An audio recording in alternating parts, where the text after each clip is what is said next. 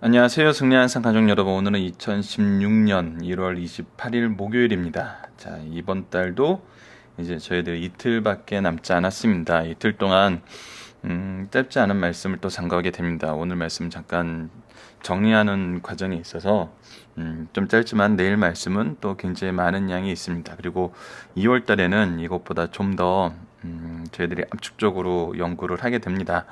저희들 이렇게 압축적으로 하는 이유는 여러 번 말씀드렸지만 올해 부활절이 3월 27일입니다. 그래서 예년보다 좀 일찍 오죠. 그래서 3월까지 마태복음 전체 말씀을 통해서 우리가 예수님에 대해서 배우고 예수님의 사역에 대해서 배우고 예수님의 사역이 어떻게 이루어졌는지 우리가 확인하면서 제자의 길이 무엇인지 살펴보는 시간을 갖고자 합니다. 그리고 특히 입교와 세례가 항상 부활절에는 있습니다. 저희가 지금 이번 주부터 세례 교육, 세례 및 입교하시는 분들을 위한, 특히 제가 중등부를 사역하고 있기 때문에 중등부 학생들에게 가르치고 교사분들하고 나누는 세례 입교 교육에 대해서도 이제 동영상이 올라갈 겁니다. 이거는 이제 승리하는 삶 타이틀보다는 제가 봉사하고 있는 교회 이름으로 만들어 볼까 하는데, 이 모든 것은 저희들이 예수님을 바로 알지 않고는 우리의 신앙이 바로 서지 않기 때문에 우리가 이 기간에 좀 더 집중적으로 예수님에 대해서 배우고 또 이 예수님을 바로 가르칠 수 있도록 우리가 항상 표어로 삼고 있는 영생의 말씀을 누구에게 배워? 누구에게 가르칠 것인가? 이거는 우리의 표이며 목표이기도 하지만 성경 안에서 예수님이 하신 그 사역의 내용하고도 동일해요. 이 부분이 내일 말씀에 우리가 확인이 됩니다. 그래서 이 말씀을 실천하기 위해서 우리가 이것을 배우고 있기 때문에 여러분들이 이걸 배우신 다음에는 꼭 자녀와 제자들, 또 주위에 나의 영적인 자녀와 제자들에게도 이 말씀을 가르칠 수 있도록 여러분들이 항상 준비해 주셨으면 감사하겠습니다. 그래서 이번 주 우리가 전체적으로 보고 있는 것은 본문에서 보여주고 있는 예수님은 누구시며 오신 목적은 무엇인가입니다. 이 부분은 지금 9장에서는 특히 잘 나타나고 있어요. 9장에서 예수님은 사제의 능력을 가진 분이에요. 하나님이 주신 능력이고 하나님이 보내신 메시아이며 하나님 그 분이시죠. 하나님과 동등되신 분이고 그 목적은 죄인들을 위해서 오셨어요. 오늘 드러나는 것은 예수님은 이 사역에서 절대 벗어나지 않습니다. 절대 벗어나지 않아요. 하지만 우리가 오늘 말씀에서 무엇을 발견할 수 있냐면, 어제 왜 금식하지 않습니까? 그러면서 왜 죄인들하고 하는 게 있어요? 왜 금식하지 않아요? 라고 반문을 하던 그들의 모습은 어떤 모습이었죠? 예수님을 발견하지 않는 거예요. 예수님을 오히려 거부하는 행동이었죠. 예수님이 왜 이 땅에 누구시며 왜 이 땅에 오셨는지 알면은 예수님과 함께하는, 예수님이 주신 이 은혜를 사모하고 누리고 동참하게 되는데 거부하는 자들이 있었어요. 이 거부하는 자들에게 우선 9장 말씀에서는 무엇이 있음을 보여줘요? 예수님에게 사직권이 있음을 보여줘요. 이거는 오로지 하나님에게만 있는 하나님의 능력이에요. 그래서 이것이 하나님의 능력임을 보여주고 정의를 내리시고 이것에 대해서 모든 거기에 있던 사람들이 동의를 한 내용인데, 이것을 거부한 사람들은 오늘 말씀에 예수님을 뭐라고 표현을 해요? 귀신의 왕, 귀신의 왕을 의지한다 그래요. 사탄의 괴수라는 거죠. 우리가 굉장히 오늘 말씀은 주의해야 될 부분이 있어요. 우리가 정말 원하는 것이 무엇인지, 바라보아야 하는 것이 무엇인지, 말씀을 통해서 깨달아야 되는 것이 무엇인지, 그 본질에 대해서 오늘 다시 한번 앞부분 내용을 8장, 9장 전체를 통해서 한번 살펴보는 시간을 갖고자 합니다. 자, 승리하는 삶은 현재 마태복음을 상고하고 있고 지금 현재 9장 마무리를 하고 있으며, 아시다시피 저희 승리하는 삶은 발행에 계신 박유일 목사님의 구속사로 조망한 성경 연속 강해집 마태복음을 통해서 편집이 되었습니다. 제가 설명해드리는 이 모든 것도 이 강해집에 나와 있는 내용들이에요. 이 강해집을 통해서 좀 더 깊이 있게 말씀을 묵상하실 수 있는, 특히 리더분들은 이 부분에 대해서 동참을 하시고, 또 몇 번 말씀드렸다시피 저희들이 지금 현재는 강성 성경 연구원을 통해서 이 은퇴를 하신 이후에 구약 성경 완간을 하려고 이 강성 성경 연구원을 통해서 이 일이 진행되고 있습니다. 이 부분에 대해서도 여러분 기도 부탁드리고, 신약이 완간되고 현재 많은 수정과 또 보강의 작업이 이루어지고 있는데, 동시에 이 구약도 완간되어서 저희들이 구약과 신약을 어느 말씀이든지 이렇게 승리할 삶과 같은 틀을 각자 교회에서도 만들어서 학습하실 수 있는 그런 정말 유용한 참고 도서로, 이 좋은 성경의 소스로 성경을 바로 해석한, 정말 믿을 수 있는, 신뢰할 수 있는 그런 말씀으로 이것이 완간될 수 있도록 기도 부탁드리겠습니다. 자, 마태복음 전체 구조는 저희들 오늘은 생략하도록 하고요. 이번 주 말씀도 조금 전의 말씀과 연관이 돼 있고, 저희들 이 부분, 특히 치유와 기적, 예수님의 권세 등은 10가지 이적을 말미에 정리하면서 다시 한번 나누도록 하겠습니다. 자, 오늘 본문으로 들어가 보도록 하겠습니다. 맹인과 말 못하는 사람을 고치신 예수님입니다. 예수께서 거기에서 떠나가실새 두 맹인이 따라오며 소리질러 이르되, 자, 두 맹인이 따라오는데 어떤 말로 소리 지르냐면 다윗의 자손이여 라고 합니다. 다윗의 자손은 구약에 나타난 메시아를 가르쳐요. 즉 예수님이 누구임을 이들이 인정하는 거예요. 메시아임을. 우리를 불쌍히 여기소서 하더라. 예수님은 다윗의 자손 메시아로 인정함과 동시에 자기는 어떤 상태에 있음을 고백하는 거예요. 비천한 상태에 있음을. 이 비천한 상태에 있음에 대해서는 항상 우리가 두 가지로 볼 수 있었죠. 첫 번째는 자기의 연약함, 맹인되었던 그 상태, 그리고 자기의 죄악됨, 내가 죄의 결과로, 내 죄의 문제로 이렇게 연약해짐을 고백하는 거죠. 이 두 가지 의미가 항상 있어요. 근데 이 두 가지 의미를 가지고 누구 앞에 나왔어요? 예수님 앞에 나왔어요. 그분이 무엇을 할 거란 믿음이 있었던 거죠. 28절 말씀을 보도록 예수께서 집에 들어가시면 맹인들이 그에게 나오고는 예수께서 이르시되, 예수께서 물어보세요. 너희들에게 무엇이 있느냐 물어보세요. 내가 능히 이 일을 할 줄을 믿느냐. 내가 너희들의 연약함을 고치고 너희들의 죄악됨을 고쳐줄 능력이 있음을, 이 일이 나에게 능함을 믿느냐. 무엇에 대해서 물어보는 거예요? 너희들이 나에 대해서 바르게 믿느냐? 참된 믿음이 있느냐? 그거에 대한 대답이 뭐예요? 주여 그러하오이다 하니, 이에 예수께서 그들의 눈을 만지시며 이르시되 무엇대로 될지어다 너희 믿음대로 되라 하시니. 이거든요. 예수님이 산상수훈부터 시작해서 지금까지의 사역을 통해서 우리에게 주고자 하시는 그 은혜, 바로 이 믿음이거든요. 예수님에 대한 믿음. 예수님의, 단순히 예수님이 능력을 가지셨다는 믿음이 아니에요. 이거는 여기서 머물러 있는 믿음이 아니에요. 예수님이 누구시며 왜 오셨으며 이 일을 하시기에 왜 이 부탁을 반드시 들어주실 줄 믿는지 그 믿음이거든요.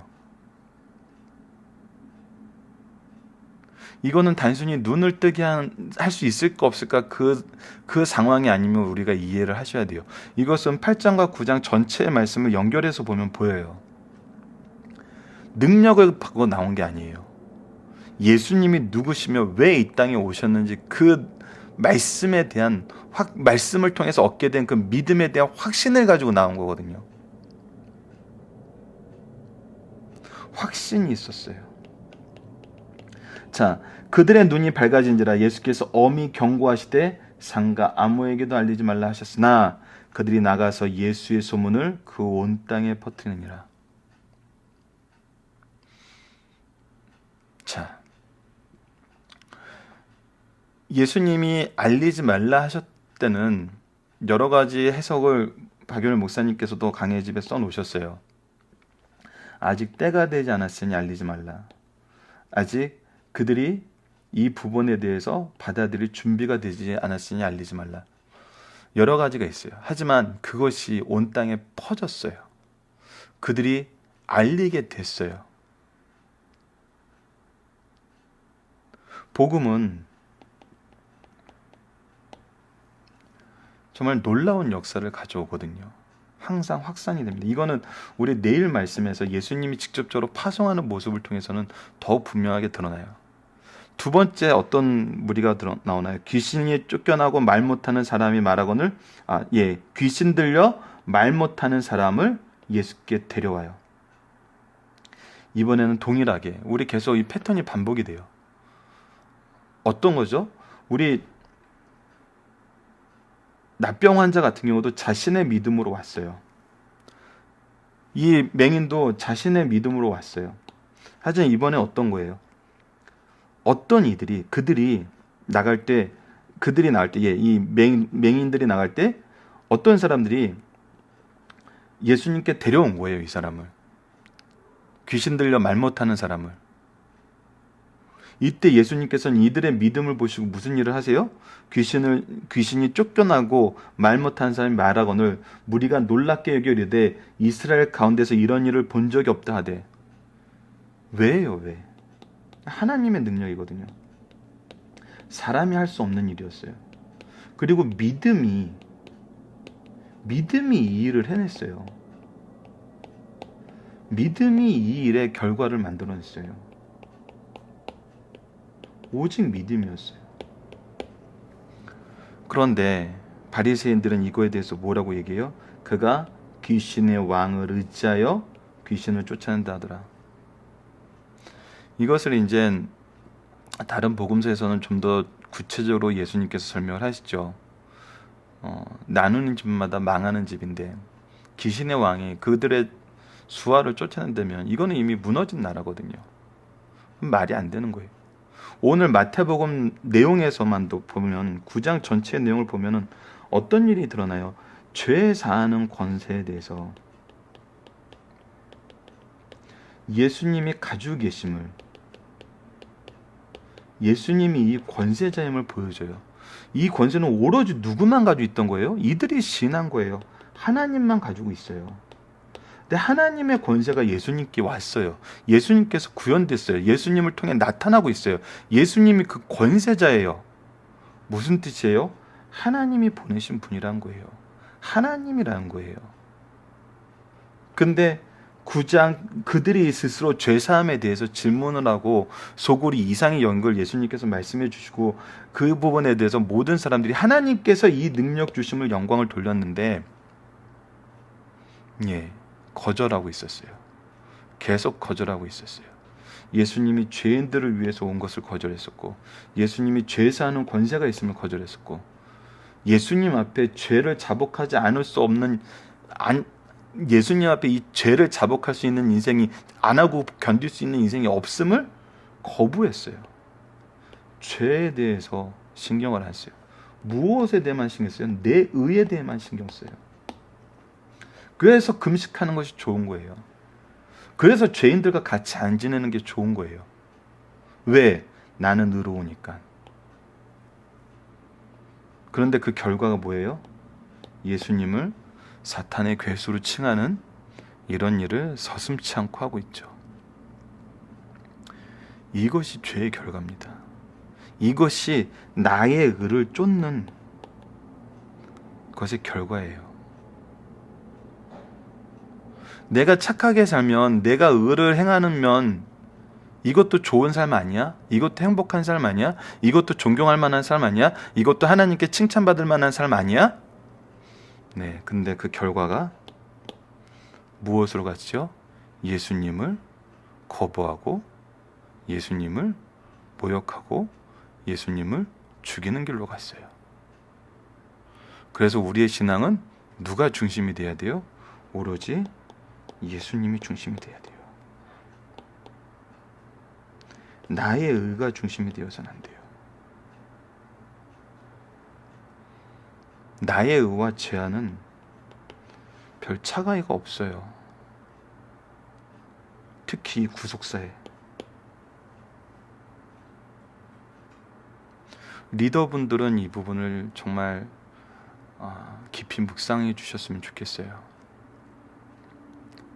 나의 의는 죄와 동일한 결과를 나타냄을 말씀이 보여주고 있거든요. 자, 본문 묵상하기를 보도록 하겠습니다. 두 맹인은 예수님을 무엇라고 부르고 있나요? 다윗의 자손으로 부르고 있어요. 무슨 뜻이에요? 메시아이심을 믿는 거예요. 메시아이시면 어떤 의미가 있어요? 능력이 있으시고 고치심이 있어요. 사죄가 있어요. 구속의 은총이 있어요. 이 두 가지 의미를 다 포함하는 거거든요. 예수님은 두 맹인에게 무엇을 확인하시나요? 그들이 바른 믿음, 예수님에 대한 믿음을 확인하시는 거거든요. 무엇이 중요하다? 믿음뿐이다.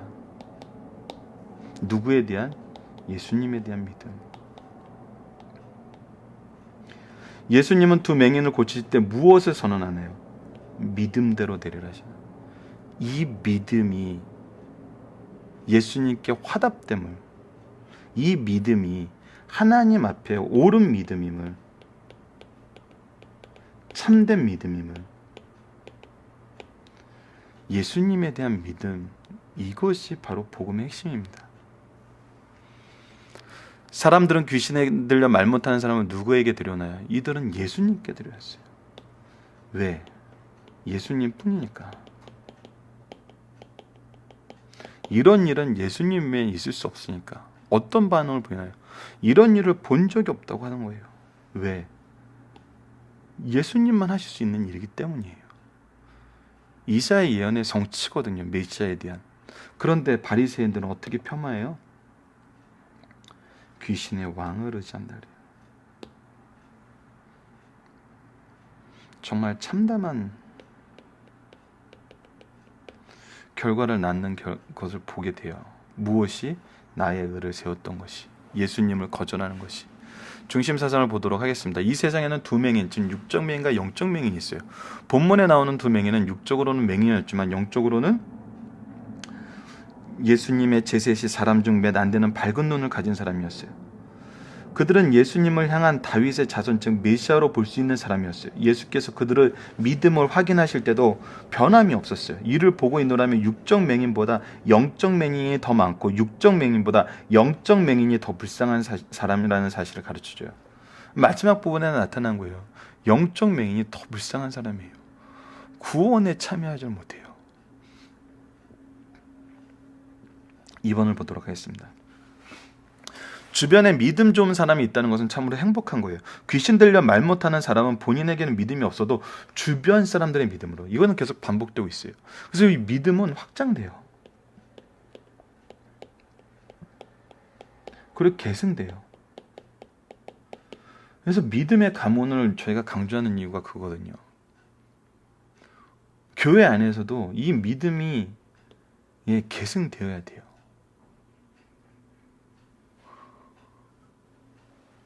귀신 들려 벙어리가 된 사람은 아무런 의사 능력과 행위 능력이 없었어요. 그러나 주변 사람들이 믿고 데리고 올 때 그를 치료해 주셨어요. 주변에 믿음이 없는 사람을 포기하지 말고 끝까지 주님께 간구하여 그들도 주님의 은총을 입게 하는 누가 돼요? 우리 성도가 되어야 돼요. 승리하는 삶.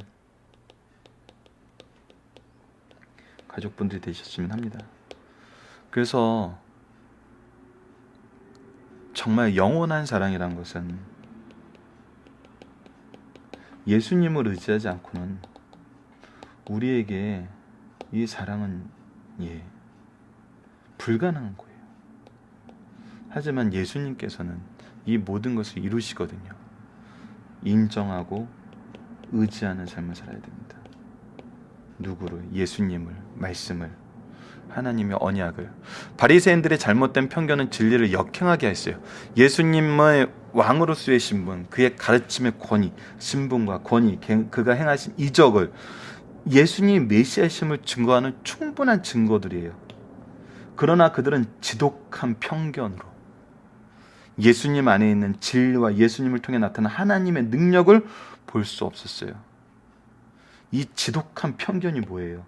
내 의였어요. 하나님의 뜻을, 하나님의 의를 보지 못하는 거예요.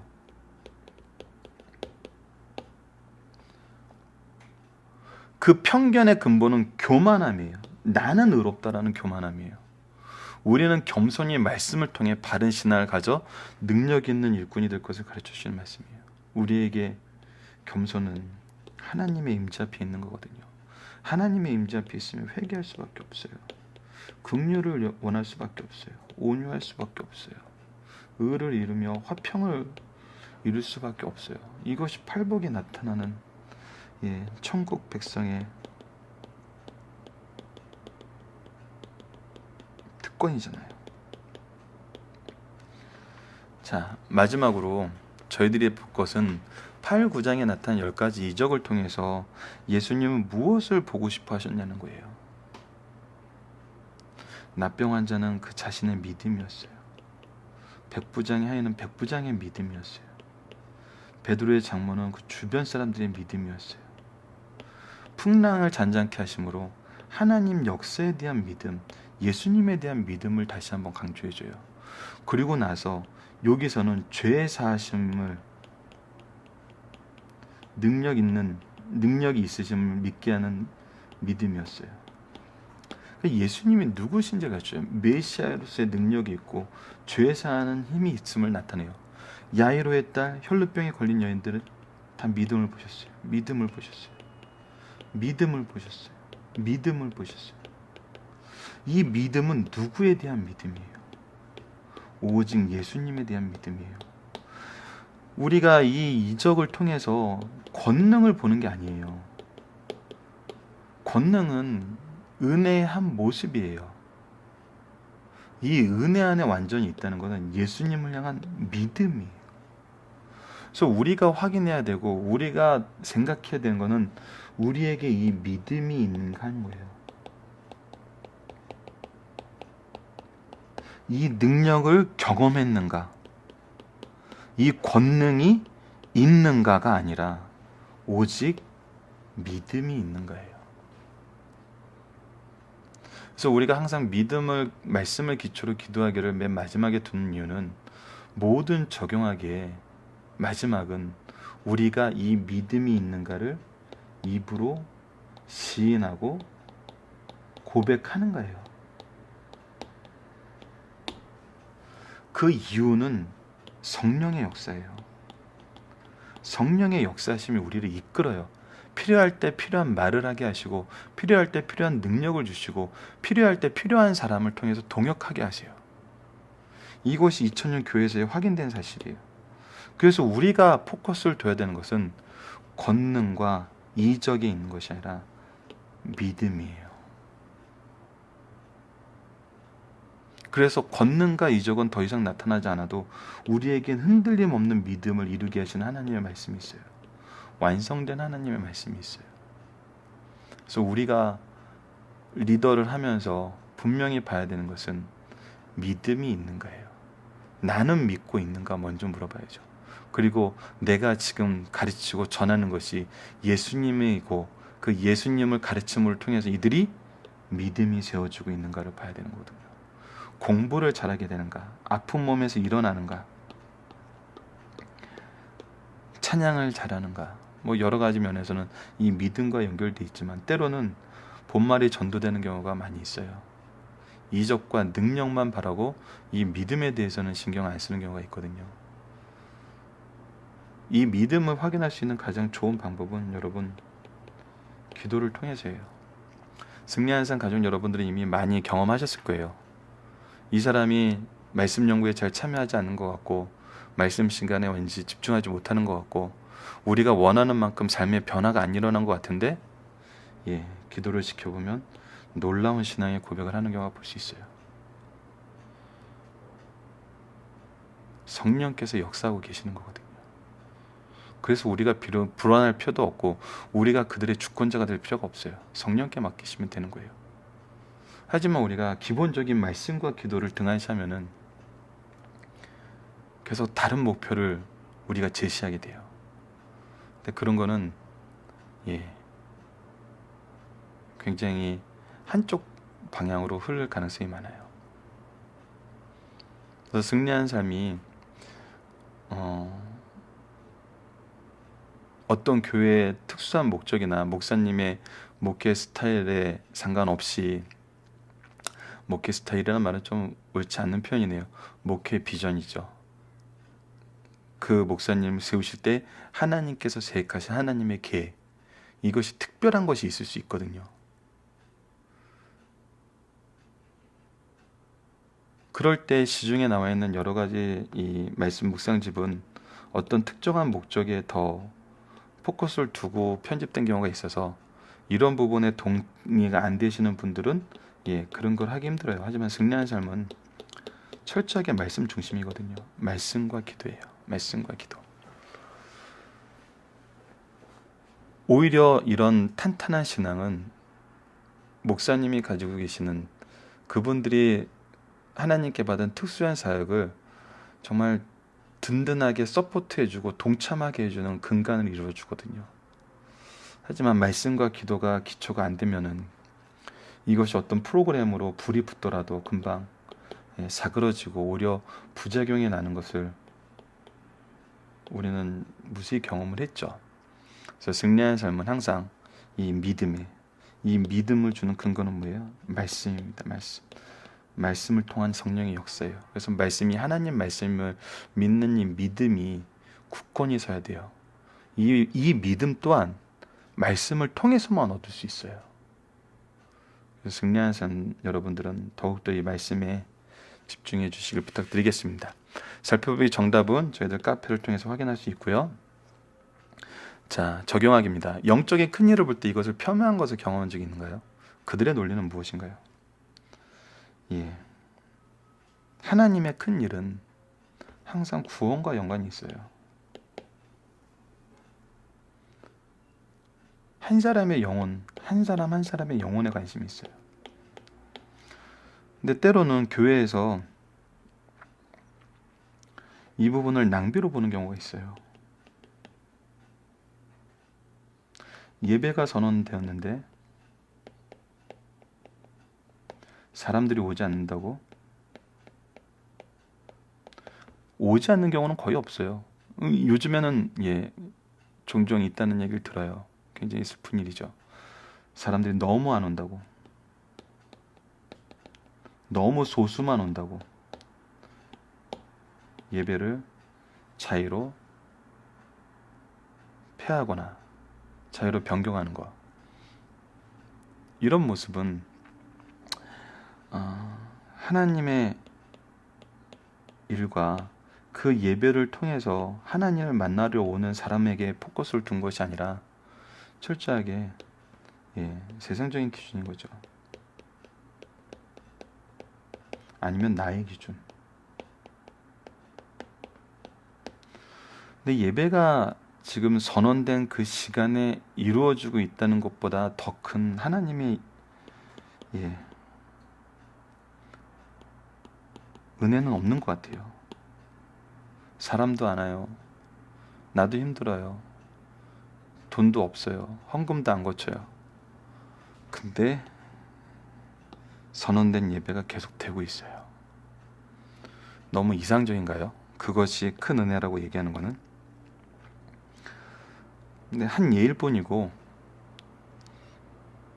대부분 영적인 큰 일을 볼 때 이것을 폄하하는 경험을 하게 됐을 때 그들의 논리는 항상 세상적인 기준이에요.